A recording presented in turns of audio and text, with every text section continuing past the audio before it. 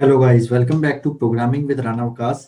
आज के इस वीडियो ट्यूटोरियल में हम देखेंगे स्टैक के बारे में। तो स्टैक एक ऐसा डाटा स्ट्रक्चर है जो हमें ये फैसिलिटी प्रोवाइड करता है कि हम उसमें डाटा जब इंसर्ट कर रहे होते हैं तो डाटा डिलीट करते टाइम वही वाला डाटा डिलीट होता है जो सबसे लास्ट पे हमने ऐड किया होता है, इंसर्ट किया होता है। तो इसकी एग्जांपल बहुत अच्छी एग्जांपल है माइक्रोसॉफ्ट वर्ड। जब हम कुछ भी उसमें टाइप करते हैं तो चीज़ें उसमें हम इरेज वगैरह भी करते हैं, और इरेज करने के बाद अगर हम कोई चीज़ वापस लाना चाहते हैं तो आप कंट्रोल जी करते हैं।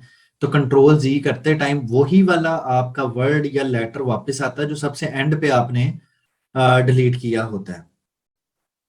तो ये बड़ी अच्छी एग्जांपल है स्टैक की। और इसके अलावा स्टैक की और भी एग्जांपल्स हैं जो इस वीडियो के आखिर में मैं आपको बताऊंगा स्टैक समझाने के बाद। तो अभी जो टॉपिक हम देखने लगे हैं और जिसकी इम्प्लीमेंटेशन हम देखेंगे इस वीडियो में, उसका नाम है स्टैक। तो स्टैक क्योंकि आपको ये प्रॉपर्टी दे रहा है कि लास्ट पे जो डाटा इंसर्ट किया जाएगा वो सबसे पहले डिलीट होगा, तो हम इसको बोलते हैं लास्ट इन फर्स्ट आउट वाली property. Last in first out, इसको हम लीफो भी कहते हैं। LIFO means L for last, I for in, F for first and O for out, LIFO. तो चलिए गाइस एक स्टैक बनाते हैं। सपोज आपने एक स्टैक बनाई जिसकी कैपेसिटी ये है कि वो 5 एलिमेंट्स को अपने अंदर सेव कर सकती है। वो एलिमेंट किसी भी टाइप के हो सकते हैं, करैक्टर भी हो सकता है और इंटीजर भी हो सकता है, फ्लोट वैल्यू भी हो सकती है, लोगों के नाम भी हो सकते हैं। तो इसके ऊपर अगर मैं इसको बोलूं कि ये एक अरे है, तो इस अरे का ये इंडेक्स होगा 0, ये इंडेक्स होगा 1, ये इंडेक्स होगा 2, ये होगा 3 और ये होगा 4। और अगर ये अरे है तो इस अरे का कोई ना कोई नेम भी होगा और इसका कोई ना कोई साइज भी हमारे पास होगा। इसका साइज अभी फिलहाल हमारे पास 5 है।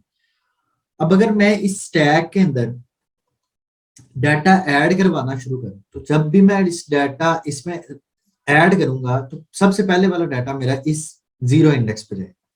तो 0 इंडेक्स पे मैंने सेव कर लिया 45। लेट सपोज मैंने रखवाया स्टैक में 45।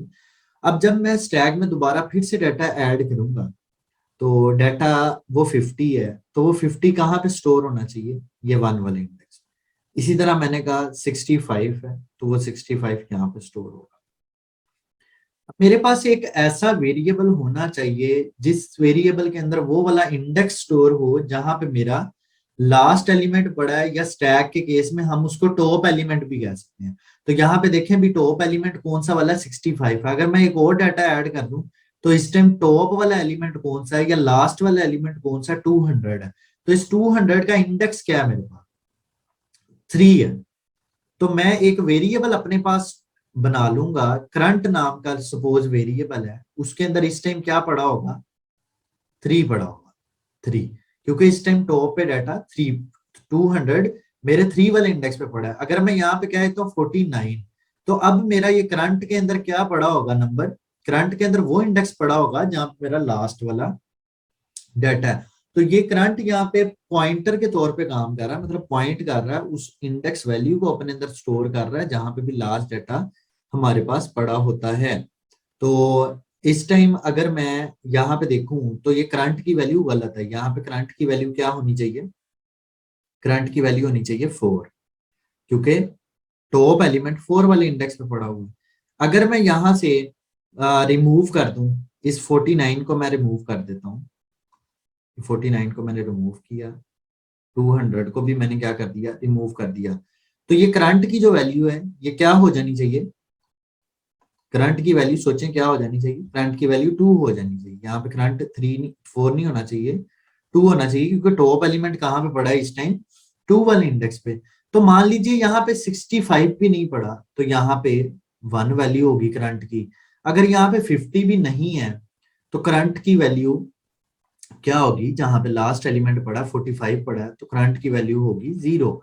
अब मान लीजिए कि ये 45 भी नहीं है, स्टैक एम्प्टी है, तो 0 से नीचे कौन सा वाला आपको लगता है कि नंबर होना चाहिए? तो 0 से नीचे -1 है, तो करंट की वैल्यू क्यों क्या होगी? -1 होगी। तो ये करंट ही बेसिकली आपको बता रहा होगा कि स्टैक एम्प्टी है या नहीं। तो इस करंट के वेरिएबल ने दो बातें आपको बताएंगे। एक तो ये बता रहा है कि अगर -1 है तो स्टैक क्या है हमारी, एम्प्टी है। और दूसरी बात ये बता रहा है करंट कि मेरा जो भी एलिमेंट अगला आएगा वो करंट +1 वाले इंडेक्स पे आएगा। मीन्स अगर करंट -1 है तो अब जो भी नंबर आना वो 0 पे आना, और 0 करंट में के अंदर +1 आप करेंगे तो ये 0 इंडेक्स आ जाएगा। इसी तरह अगर उसके बाद एक और नंबर ऐड करेंगे तो करंट में प्लस प्लस करके आप 1 वाले इंडेक्स पे वो नंबर सेव कर रहे होंगे। तो करंट आपको दो बातें बता रहा है, एक ये बता रहा है कि स्टैक एम्प्टी है या नहीं, और दूसरा आपको ये बता रहा है कि अगला नंबर वो कहाँ पे आएगा। तो स्टैक के अंदर जो डाटा इंसर्ट करने वाली फंक्शनैलिटी है उसको हम पुश का नाम देते हैं। पुश का फंक्शन है जो स्टैक में डाटा एंटर कर रहा होगा, मैं पुश को नंबर बताया करूंगा, पुश 45, तो ये 45 को ऐड कर देगा स्टैक में। इसी तरह मैं बोलूंगा पुश 49 या पुश 200, तो ये पुश का फंक्शन है जो डाटा ऐड कर रहा होगा। और डाटा रिमूव करने के लिए डिलीट हमेशा टॉप वाला डाटा होना है, तो मैं उसके लिए फंक्शन कॉल किया करूंगा पॉप का। तो पॉप वो फंक्शन है जो डाटा रिमूव करवाया करेगा टॉप से। दो फंक्शंस, एक पुश और एक पॉप। और एक जो मुझे हेल्प करेगा फंक्शन पॉप करते हुए कि स्टैक एम्प्टी तो नहीं है, क्योंकि ऑफ कोर्स डाटा तब तक ही रिमूव होता जाएगा ना जब तक स्टैक एम्प्टी नहीं है। अगर स्टैक एम्प्टी होगी, कोई डाटा पड़ा ही नहीं हुआ, तो हम पॉप नहीं कर सकते। तो मैं एक फंक्शन बना लूंगा जिसका नाम रखूंगा इज एम्प्टी। ये फंक्शन मुझे ये बताया करेगा कि स्टैक एम्प्टी है या नहीं। ये ट्रू तब रिटर्न करेगा जब स्टैक एम्प्टी, और आपको पता है स्टैक एम्प्टी कब होगी, जब करंट के अंदर क्या पड़ा होगा, -1 पड़ा होगा। इसी तरह एक और फंक्शन होगा इज फुल। ये फंक्शन हमें ये बताया करेगा कि स्टैक फुल है या नहीं। तो सोचें स्टैक कब फुल होगी, जब यहाँ पे भी नंबर पड़ा होगा, इधर भी, इधर भी, इधर भी और इधर भी, ये सारे इंडेक्सेस के ऊपर नंबर्स पड़े होंगे। तो स्टैक फुल है तब करंट की वैल्यू क्या होगी, 4। मींस लास्ट इंडेक्स जो अरे का है वो करंट में पड़ा होगा। लास्ट इंडेक्स का मतलब है साइज -1। तो जब भी करंट किसके बराबर हो जाएगा, साइज -1 के, तो इसका मतलब होगा कि मेरी स्टैक क्या हो चुकी है, फुल हो चुकी है। तो तब मैं इस फंक्शन में ट्रू रिटर्न करवा दूंगा, अदरवाइज मैं फॉल्स रिटर्न करवा दूंगा। अब एक फंक्शन मेरे पास होगा टॉप का। ये मुझे क्या दिया करेगा, वो वाला नंबर जो टॉप के ऊपर पड़ा है, जो करंट वाले इंडेक्स पे पड़ा हुआ है, बस ये वो रिटर्न मुझे कर दिया करेगा, रिमूव नहीं करवाएगा। और पॉप में और टॉप में दोनों में ये फर्क है कि टॉप हमें वो नंबर बताएगा जो लास्ट इंडेक्स पे मीन्स टॉप पे पड़ा हुआ है, और पॉप हमें वो नंबर बताएगा भी कि जो लास्ट इंडेक्स पे पड़ा है, रिटर्न करेगा वो नंबर जो लास्ट इंडेक्स पे पड़ा, साथ ही उसको रिमूव भी कर देगा, मतलब करंट को माइनस माइनस भी कर देगा। और ये फंक्शनैलिटीज हम परफॉर्म करेंगे अभी स्टैक के ऊपर, इसको इन सबको इम्प्लीमेंट करेंगे। इसी तरह एक हमारे पास फंक्शन होता है पीक का।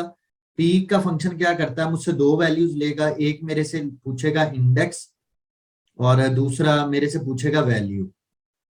अब सपोज मैंने कहा पीक, और पीक में मैंने कह दिया 0 और यहाँ पे कह दिया 101। तो ये पीक का फंक्शन क्या करेगा, 0 इंडेक्स पे जाके क्या रखवा देगा, 101 रखवा देगा। मैं पीक का मतलब है कि ये वैल्यू क्या किया करेगा, ये वैल्यू चेंज किया करेगा, या फिर क्या किया करेगा, ये वैल्यू अपडेट किया करेगा।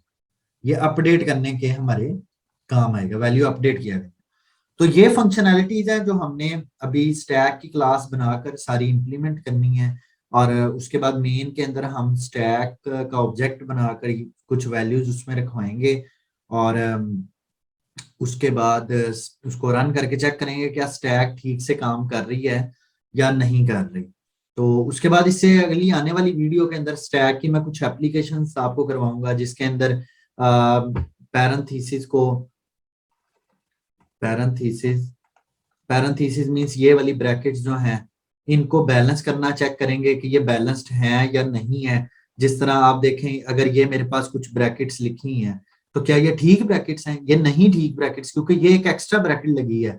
अब देखें क्या ये अब ठीक ब्रैकेट्स हैं, अब ठीक ब्रैकेट्स हैं। और अब देखें क्या ये ठीक ब्रैकेट्स हैं, ये बिल्कुल नहीं ठीक ब्रैकेट्स। अब देखें अब ये बिल्कुल बैलेंस्ड है ब्रैकेट्स।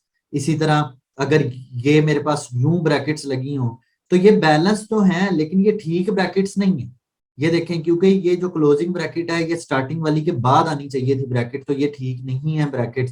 इसी तरह और भी एप्लीकेशंस हैं जिनका कोड मैं आपको आने वाली वीडियोस में करवाऊंगा। अगर आपने चैनल को सब्सक्राइब नहीं किया तो सब्सक्राइब कर लें ताकि आने वाली वीडियो के नोटिफिकेशंस आप तक पहुंचते रहें।